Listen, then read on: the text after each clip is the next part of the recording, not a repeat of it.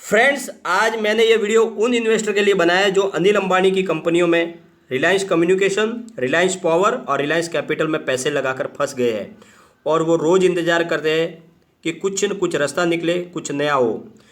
उन सब इन्वेस्टर के लिए मैंने ये एक बहुत ही रिसर्च करके एक वीडियो बनाया है ताकि आपको भी पता चल सके कि किस स्टॉक में आपको बने रहना है और किस स्टॉक को आपको अलविदा कह देना है। और साथ में ही अनिल अंबानी ग्रुप से रिलेटिंग दो न्यूज़ आई है जिनको भी हम पूरा एनालिस करेंगे और उससे पता चलेगा कि हमें इन न्यूज़ का स्टॉक पे क्या असर पड़ेगा। लेकिन उससे पहले दोस्तों, अगर आप पहली बार मेरे चैनल पे आए तो चैनल को सब्सक्राइब कर दीजिए, एक बेल आइकन को दबा दीजिए ताकि जब भी नया वीडियो बनाऊँ पहला नोटिफिकेशन आपको मिले। और दोस्तों, वीडियो पसंद आए तो लाइक शेयर जरूर कीजिए। चलो दोस्तों, वीडियो स्टार्ट करते हैं। मैं हूँ आपका दोस्त एसबी दवे और मेरे चैनल ऑनलाइन कमाई में आपका बहुत बहुत स्वागत है। फ्रेंड, सबसे पहले हम बारी बारी से तीनों कंपनियों के स्टॉक की लेटेस्ट पोजीशन को जान लेते हैं ताकि उसका डायरेक्शन समझ में आ सके। तो सबसे पहले हम बात करते हैं रिलायंस कम्युनिकेशन की। दोस्तों, आरकॉम मंगलवार को स्टॉक करीब 2.05 पर ओपन हुआ, फिर 2.10 का हाई बनाया और फिर 2.05 पर करीब 4.65% डाउन पर क्लोज हुआ। और बीएससी में करीब दोस्तों 15,29,512 शेयरों की डिलीवरी उठाई गई। जो दोस्तों पूरी डिलीवरी बेसिक कामकाज हुआ, इसमें 100% डिलीवरी थी। और दोस्तों, आर पावर की अगर बात करें तो स्टॉक 2.70 पर ओपन हुआ, फिर वहाँ से 2.50 का लो बना के 2.75 पर पिछले दिन की क्लोजिंग पर ही क्लोज हुआ, न बढ़ा न घटा, यानी कोई मूवमेंट स्टॉक में नहीं हुआ। बीएससी में करीब दोस्तों 62,48,618 शेयरों की ट्रेडिंग हुई और करीब दोस्तों 23,94,637 शेयरों की डिलीवरी उठाई गई, जो कुल ट्रेड का दोस्तों 38.32% है। अब दोस्तों बात करते हैं रिलायंस कैपिटल की। तो स्टॉक करीब दोस्तों 7.90 पर ओपन हुआ, फिर 7.80 का लो बनाया और फिर वहाँ से 8.20 का हाई बना के 7.85 पर करीब 4.27% डाउन पर क्लोज हुआ। और दोस्तों बीएससी में करीब दोस्तों 4,49,982 शेयरों की ट्रेडिंग हुई और उनमें से भी करीब दोस्तों 3,06,28 शेयरों की डिलीवरी उठाई गई, जो कुल ट्रेड का दोस्तों 66.81% है। अब दोस्तों तीनों स्टॉक का कंपैरिजन करें तो जो सामने जो निकल के आता है वो ये है पिक्चर कि मार्केट में गिरावट के बावजूद भी रिलायंस पावर का स्टॉक फ्लैट क्लोज हुआ और बाकी दोनों स्टॉक में लगभग 5% की लगभग गिरावट थी। तो उस हिसाब से देखें तो आर पावर थोड़ा स्ट्रॉन्ग लग रहा है दोस्तों। और दोनों शेयरों में ट्रेडिंग भी बहुत कम हुई, परंतु आर पावर में ट्रेडिंग भी बहुत शानदार तरीके से हुई है। वॉल्यूम अच्छा खासा हुआ आर पावर में।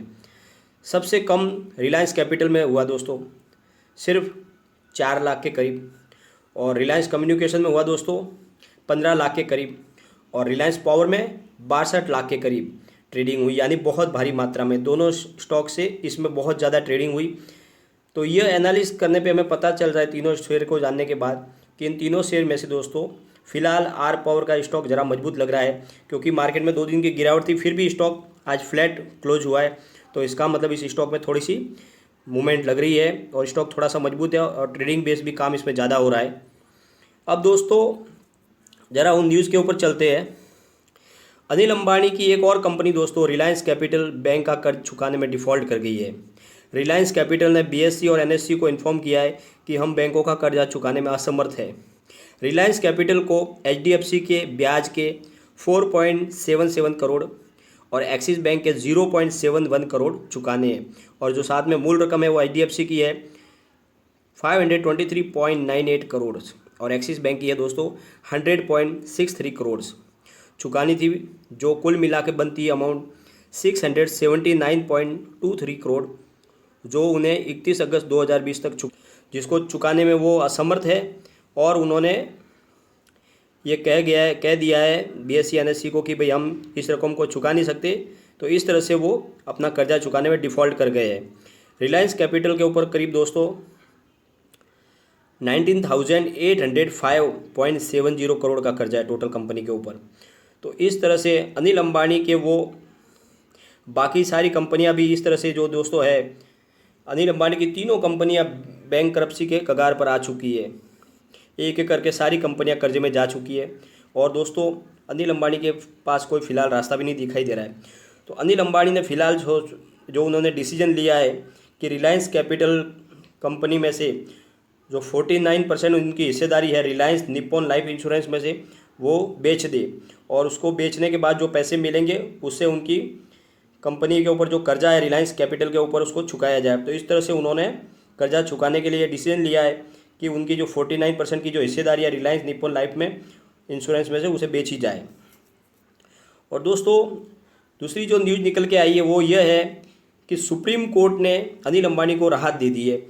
एक्चुअली सुप्रीम कोर्ट में एसबीआई ने याचिका लगाई थी कि उन्हें अनिल अंबानी से पर्सनल गारंटी के तहत जो कर्जा लिया उसे वसूल करने की इजाज़त दी जाए, लेकिन सुप्रीम कोर्ट ने यह कहते हुए खारिज कर दी कि किसी भी कंपनी का कर्जा, यानी जो कर्जा था वो रिलायंस कैपिटल और रिलायंस इंफ्राटेल का था, तो उन्होंने बैंक से कहा कि किसी का भी कंपनियों का कर्जा किसी पर्सनल एक आदमी से, इंडिविजुअल से नहीं वसूला जा सकता, इसलिए उनकी याचिका खारिज की जाती है। तो इस तरह से अनिल अंबानी को थोड़ी राहत मिल गई, वरना उनको पर्सनल गारंटी के तौर पे उन्हें खुद के अपने घर की जो भी ज़मीन जायदाद जो है एसेट बेच के उन्हें ये कर्जा चुकाना पड़ता है, लेकिन फ़िलहाल इससे उन्हें राहत मिल गई है। लेकिन उसके बावजूद भी उनकी सारी कंपनियाँ तो डिफ़ॉल्ट कर रही है। उन्होंने आगे और इन्होंने अनिल अंबानी ने डिसाइड किया दोस्तों कि रिलायंस कम्युनिकेशन के जो स्पेक्ट्रम है और उसकी एसेट्स को भी बेचा जाए ताकि उससे उनके बैंकों का जो कर्जा है वो चुकाया जाए। तो इस तरह से वो इस कोशिश में भी लगे हुए कि रिलायंस कम्युनिकेशन की भी एसेट बेची जाए और साथ में उन्होंने रिलायंस कैपिटल की जो है एसेट वो भी बेचने की शुरुआत कर दी है। तो इस तरह से दोस्तों अनिल अंबानी लगातार अपनी कंपनियों के सारे एसेट को बेचने की प्लानिंग में है ताकि वो कर्जा बैंकों का चुका सके। तो फिलहाल दोस्तों अनिल अंबानी की जो तकदीर है उनका साथ नहीं दे रही है।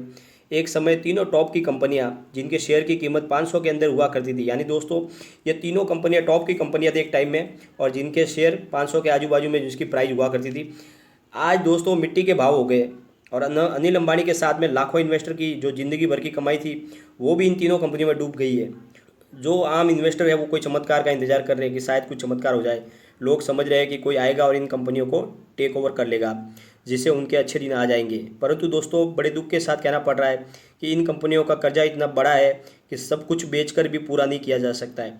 तो ऐसे में कौन इन कंपनियों पर बोली लगाएगा?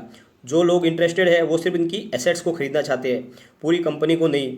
अगर एसेट बिक भी जाएगी तो सारे शेयरों की जो कीमत है दोस्तों वो ज़ीरो हो जाएगी, क्योंकि कंपनी तो रहेगी नहीं।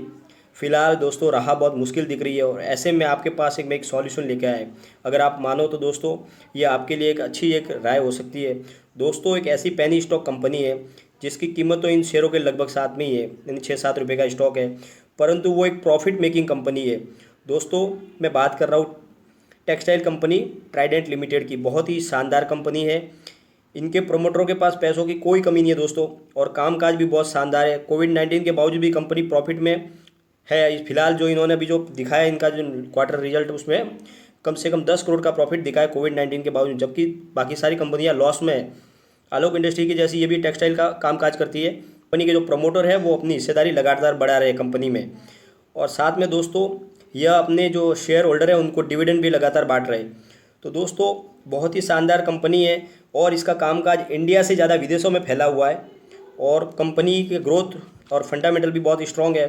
तो दोस्तों अगर आप चाहो तो अपना इन्वेस्टमेंट इन कंपनियों से निकाल के आप ट्राइडेंट लिमिटेड में लगा सकते हो, तो आगे जाके आपको ज़्यादा फ़ायदा हो सकता है और आपकी जो डूबी हुई पूंजी है वापस उसमें से कुछ मिलने की संभावना बन जाएगी दोस्तों। लेकिन दोस्तों ये मेरी राय है, आप अपने हिसाब से डिसीजन ले सकते हैं जो आपको अच्छा लगे, क्योंकि मैंने ये वीडियो सिर्फ आपके दोस्तों एजुकेशनल पर्पज़ के लिए ही बनाया है। वीडियो अगर पसंद आए तो लाइक शेयर जरूर कीजिए और चैनल को सब्सक्राइब कर दीजिए। थैंक यू दोस्तों।